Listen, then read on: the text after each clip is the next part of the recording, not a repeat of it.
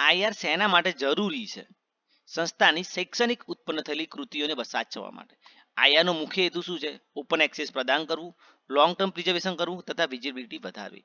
આઈઆરમાં મુખ્યત્વે કયા રિસોર્સિસ રાખવામાં આવે છે? થીસિસ, ડિઝર્ટેશન, રિસર્ચ આર્ટિકલ તથા કોન્ફરન્સ પેપર. આઈઆર શાના માટે મહત્વપૂર્ણ છે? રિસર્ચ આઉટપુટ એક જગ્યાએ સાચવવા માટે. આઈઆરનો લાભ કોને મળે છે? રિસર્ચર્સ, સ્ટુડન્ટ્સ તથા સોસાયટીને. આઈઆર વિઝિબિલિટી વધારવામાં કેવી રીતે મદદરૂપ થાય છે?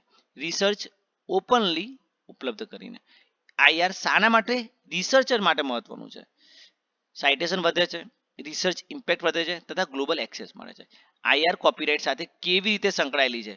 ઓથરને પોતાનું રિસર્ચ સેલ્ફ આર્કાઇવિંગ કરવાની પરવાનગી આપે છે. આઈઆરનો સામાજિક લાભ શું છે? નોલેજ ડેમોક્રેટાઇઝેશન. આઈઆર ટ્રાન્સપરન્સી કેવી રીતે લાવે છે?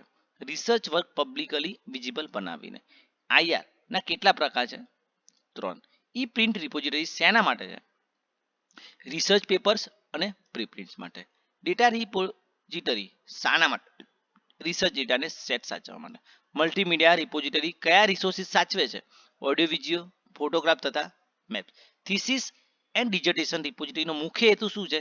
રિસર્ચ સ્ટુડન્ટ્સના એકેડેમિક વર્કને સાચવવું. હાઇબ્રિડ રિપોઝિટરીનો અર્થ શું છે? મલ્ટિપલ કન્ટેન્ટ ટાઈપ્સ સપોર્ટ કરવું. આઈઆરનું મુખ્ય યુઝર ગ્રુપ કોણ છે? સ્ટુડન્ટ, રિસર્ચ તથા ફેકલ્ટી. ડીસ્પેસ શું છે? Open source repository software. Greenstone software કયા દેશે વિકસાવ્યું હતું? ન્યુઝીલેન્ડ. ઈ પ્રિન્ટ સોફ્ટવેર કયા યુનિવર્સિટી દ્વારા વિકસાવવામાં આવ્યું હતું? University of Southampton, UK. Fedora repository સોફ્ટવેરનો ઉપયોગ શેના માટે થાય છે? ડિજિટલ કન્ટેન્ટ મેનેજ કરવા માટે.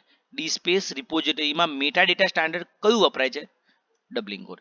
આઈઆરમાં ઓએઆઈ પીએમએચ પ્રોટોકોલ શાના માટે છે? મેટા ડેટા હાર્વેસ્ટિંગ તથા ઇન્ટરઓપરેબિલિટી માટે. શોધગંગા આઈઆર કયા સોફ્ટવેર પર આધારિત છે? ડીસ્પેસ.